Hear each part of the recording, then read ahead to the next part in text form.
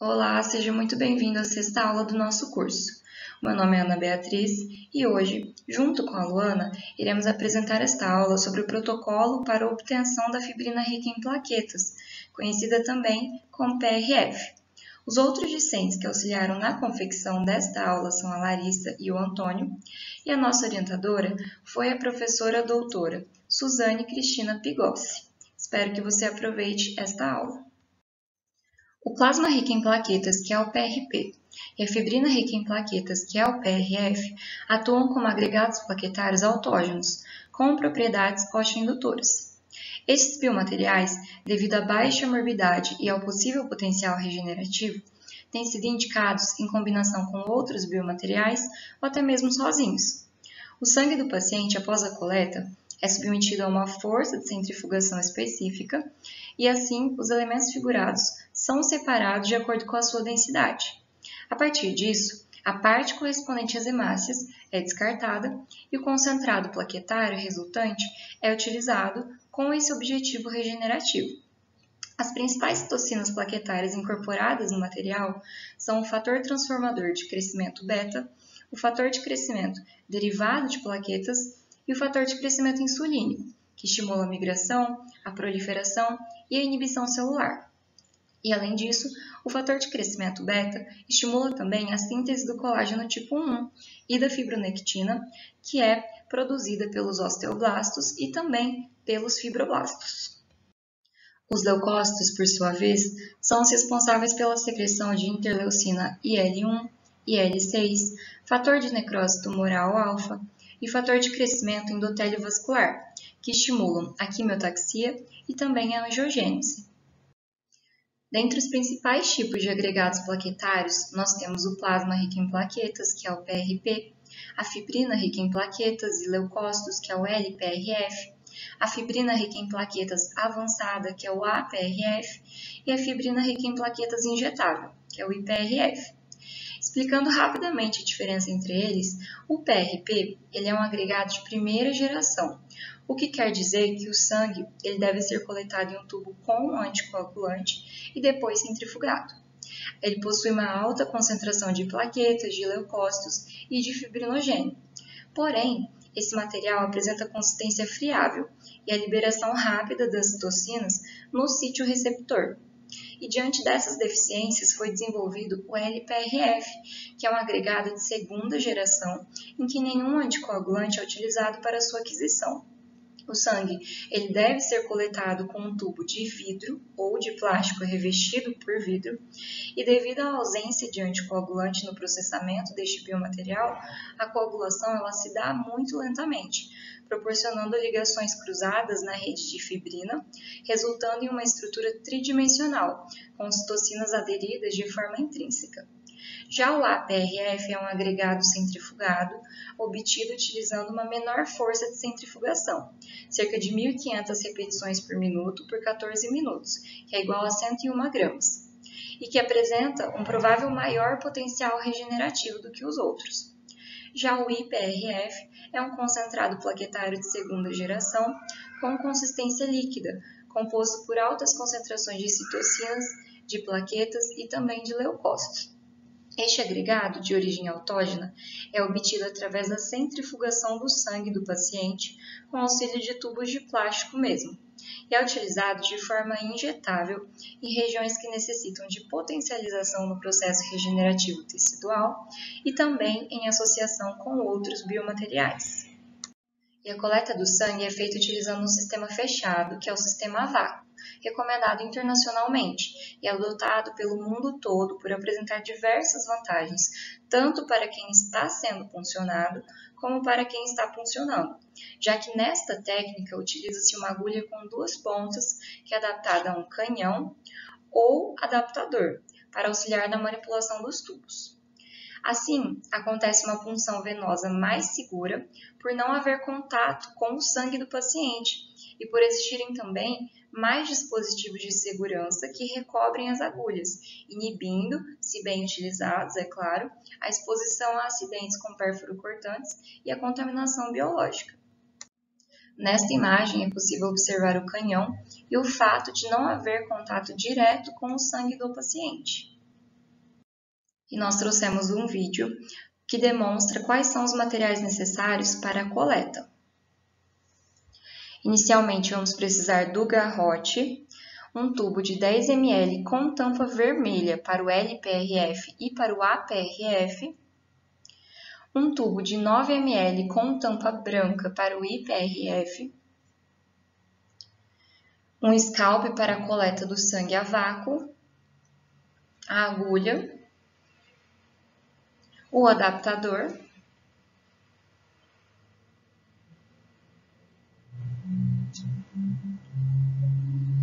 o descarte da agulha, algodão e álcool 70 e também o curativo Blood Stop. A diferença entre os tubos de tampa vermelha e os de tampa branca é que os de tampa vermelha apresentam sílica jateada em sua parede e, por ser um ativador de coágulo, acelera-se o processo de coagulação. Já os tubos de tampa branca não apresentam aditivos, então a coagulação ela se dá de forma ainda mais lenta. A coleta pode ser feita utilizando a agulha tradicional ou o scalp, o que varia de acordo com a preferência do profissional que realizará a coleta. Na imagem do scalp, é possível observar uma aleta para empunhadura, apelidada de butterfly, que por sua vez está ligada a uma mangueira extensora que tem um conector do tipo Luer. E as principais veias para a coleta são a veia cefálica, a cubital mediana e a basílica. Nesse vídeo podemos observar a demonstração das veias, sendo então a cefálica, a veia basílica e também a veia mediana. Essas três veias podem ser utilizadas para a coleta, mas se dá prioridade para a veia mediana, pelo fato de ser mais ancorada, o que facilita a coleta. O primeiro passo da coleta com o scalp é acoplar o canhão na porção terminal do scalp, antes do início da coleta. Em seguida, seleciona-se a veia a ser puncionada e garroteia-se o membro a ser puncionado. Após garrotear o membro a ser puncionado, deve-se fazer então a antisepsia do local com uma gaze embebida em álcool 70, enquanto o paciente é orientado a abrir e fechar a mão rapidamente, como demonstrado na imagem. Após alguns minutos, a agulha é introduzida com o bisel sempre voltado para cima, na angulação de 45 graus. Depois que a agulha já está dentro do vaso, a angulação pode então ser diminuída e ela fica praticamente deitada. A sensação de cair no vazio indica que a agulha penetrou de forma correta no vaso. Após puncionar de maneira correta, observa-se um pequeno refluxo na porção inicial da mangueira, o que indica que o paciente está pronto para a coleta. Os tubos a vácuo eles estão conectados no canhão e a mangueira é completamente preenchida pelo sangue à medida que os tubos são preenchidos pelo mesmo. Por fim, após a coleta do último tubo, removemos ele do canhão e retiramos o scalp do vaso. O vaso é então pressionado e pedimos para o paciente comprimir o local com algodão. Em seguida, finalizamos com o Blood Stop, que é um adesivo utilizado como curativo após a coleta.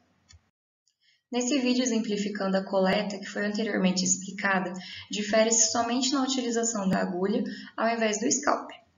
Inicialmente, podemos observar então a colocação do garrote, a seleção da veia e a antisepsia do local, seguida pela montagem da agulha no adaptador, a agulha introduzida com o bisel para cima, sempre em 45 graus, a conexão do tubo ao adaptador,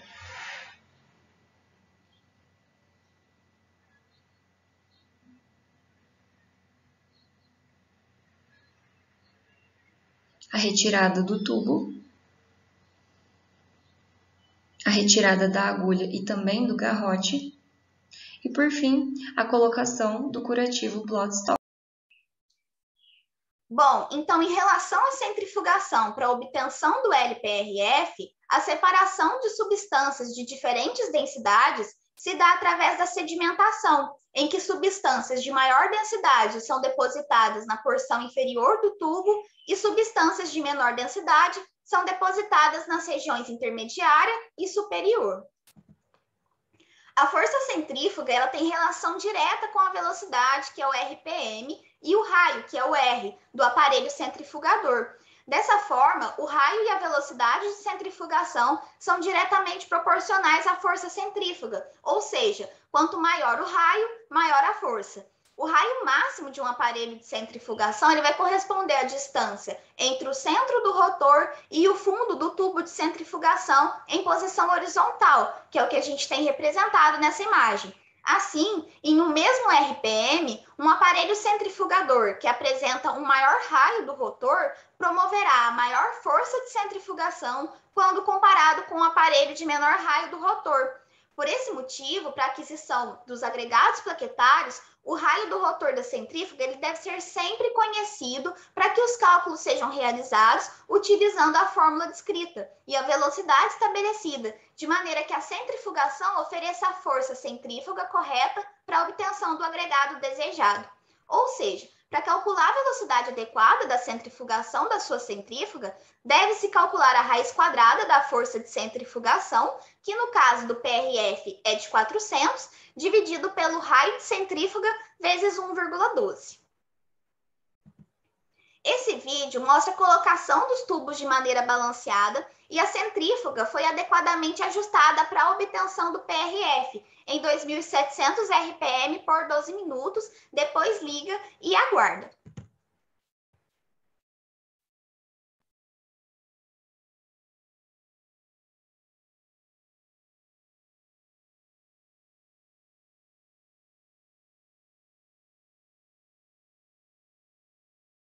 O LPRF ele também pode ser obtido utilizando 3.000 RPM por 10 minutos, dependendo do tamanho da centrífuga, como explicado previamente, e o importante é que a força de centrifugação seja de 400.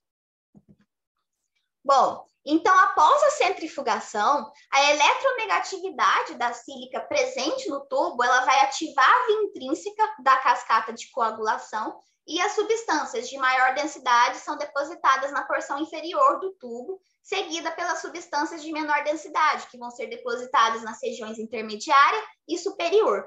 Dessa forma, obtém-se um agregado consistente, composto por uma parte inferior vermelha, que corresponde às hemácias, e uma parte superior amarela, que é referente à fibrina, às plaquetas e também aos leucócitos. Depois, utiliza-se de uma tesoura para separar as hemácias, preservando de 2 a 3 milímetros da porção vermelha, como representado nessas imagens. E essa porção intermediária é conhecida como buff coat e possui uma alta concentração de plaquetas e leucócitos, devendo então ser preservada. Em seguida, separa-se o exudato presente na porção amarela através da compressão com estojos específicos, como esse da primeira foto. E ao final do processo de obtenção, devido à coagulação lenta do material, tem-se uma estrutura tridimensional formada por uma rede de fibrinas com citocinas aderidas intrinsecamente. Essa estrutura garante uma maior resistência mecânica ao material. Nessa imagem, podemos ver a resistência do material suportando o peso de 3 pinças hemostáticas. Nesse vídeo, iremos demonstrar a obtenção das membranas e do plug de PRF, como descrito previamente. Após a centrifugação, utiliza-se da tesoura para separar as hemácias e insere o material no estojo para compressão. Lembrando que esse plug ele pode ser utilizado em locais que possuam essa conformação estrutural, como exemplo de um alvéolo.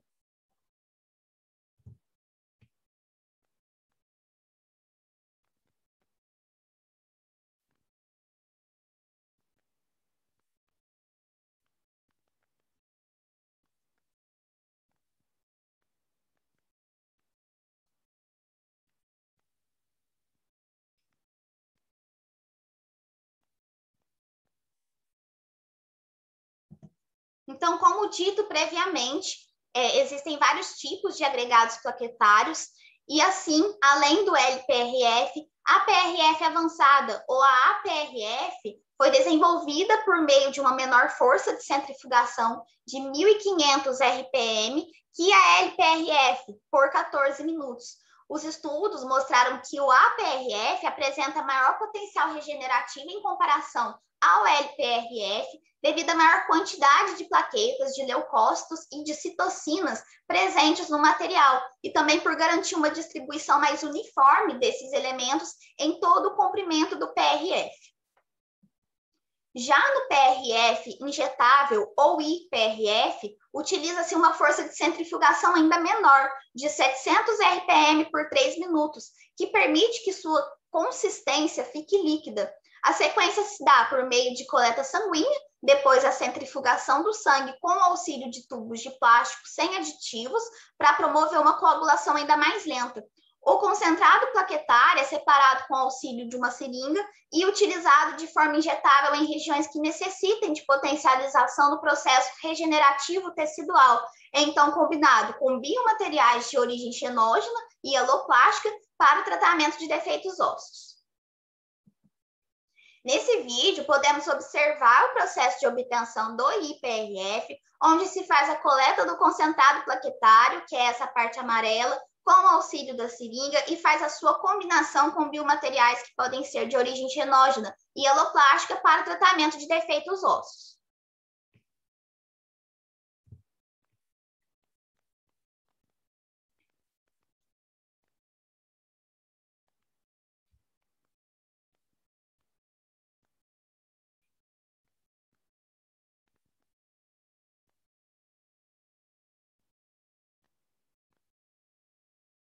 O IPRF é, então, adicionado a esses biomateriais e a coagulação é finalizada na mesa cirúrgica, dando origem a um biomaterial composto que é chamado de stick bone.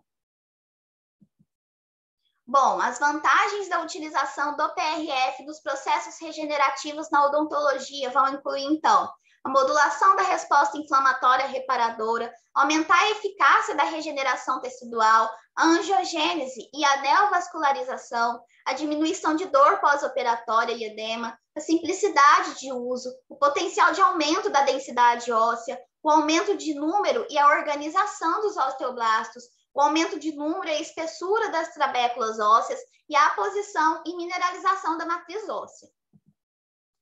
Dentre as principais aplicações clínicas, nós temos o levantamento do seio maxilar, e com a reabsorção óssea podemos ter uma pneumatização desse seio. E nesses casos, o levantamento do seio maxilar, ele é considerado um dos procedimentos mais previsíveis para uma neoformação óssea.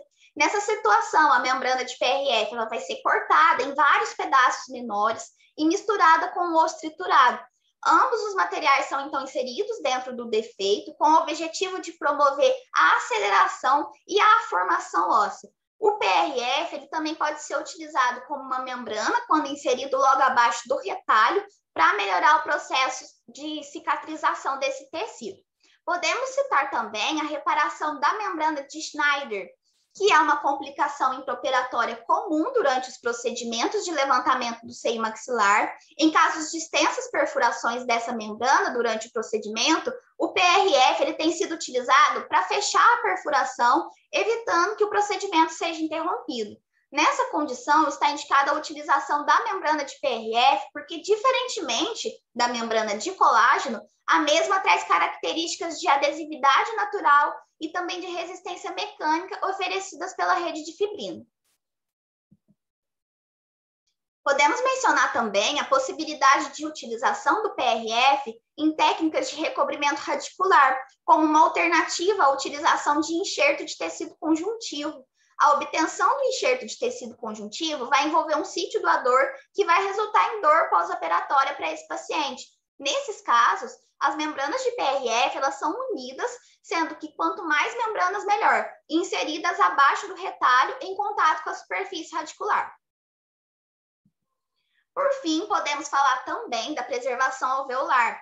Quando realizamos uma exodontia, o rebordo, consequentemente, está sujeito a passar pelo processo de reabsorção alveolar. Assim, utilizamos a PRF junto com um biomaterial para minimizar esse processo e preservar as dimensões do rebordo alveolar, garantindo o posicionamento tridimensional adequado desse implante.